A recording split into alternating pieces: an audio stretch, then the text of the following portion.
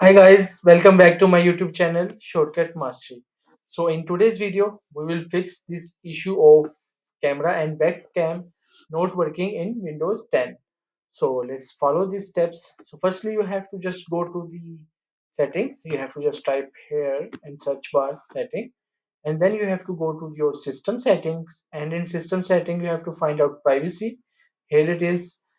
I have to just double click on it, and in privacy you have to click on camera. Here it is, the second last option is camera, so I have to click on it. And in camera you have to check this option, allow apps to access your camera. It should be on. If it is off on your system, so kindly turn it on and drag it, drop it down, and check also these options. Choose which Microsoft apps can access your camera. It also should be turned on, and drag it down a little bit more, and then allow desktop app to access your camera. It should also be on. If it is any of one option is off on your system, so kindly turn it on.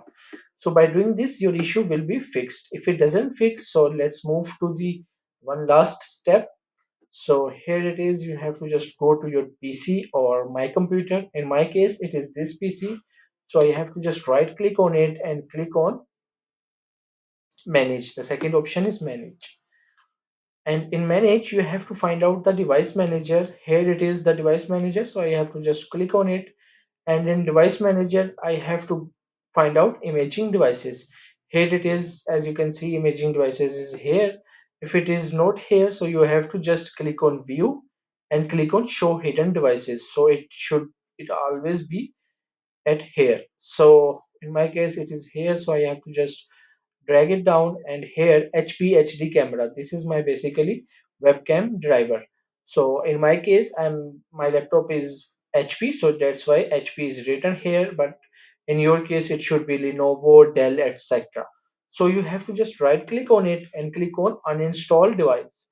So by clicking on uninstall, your driver will be uninstalled. So by reinstalling this, how can you reinstall? You should have to just click on action and click on scan for hardware changes, so it will be back again by reinstalling. So all your issue will be fixed when you reinstall this driver.